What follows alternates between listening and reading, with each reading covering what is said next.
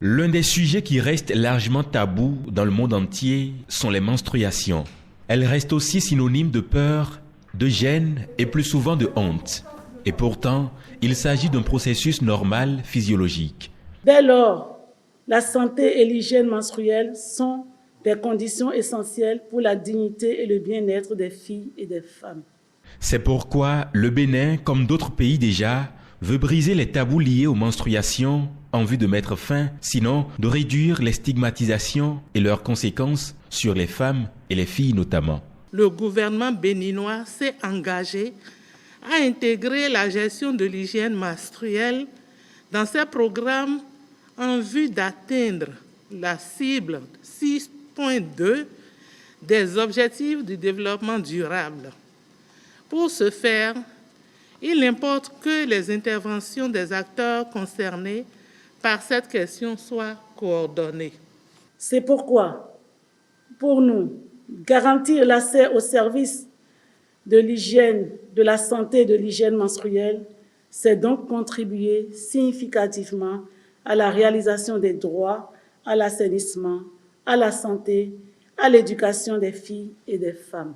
Hygiène menstruelle, ce sujet n'a souvent pas été explicitement abordé quand on évoque les questions de genre dans les politiques publiques. Et on sait que cette question elle est très importante quand on sait que les filles abandonnent l'école parce que les conditions ne sont pas réunies pour une gestion de l'hygiène menstruelle avec dignité, quand on sait que les toilettes des fois n'existent pas, il n'y a pas d'eau, les enseignants ne comprennent pas les besoins spécifiques des filles quand elles sont en menstrues. La consultante Mbarou Gassama Mbaye représente ici une personne ressource à ce séminaire de formation. Et ces discussions vont permettre de briser le silence. Elle vient du Sénégal, où la problématique connaît déjà un début de solution. Les résultats, nous, qu'on a eus au Sénégal, c'est changement de politique publique.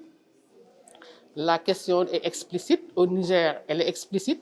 Et comme c'est explicite dans la lettre de politique sectorielle, donc les budgets, naturellement, ont été affectés à cette question. Au Bénin, le sujet pourrait être bientôt abordé dans les enseignements primaires, secondaires et supérieurs, mais aussi à l'échelle communautaire.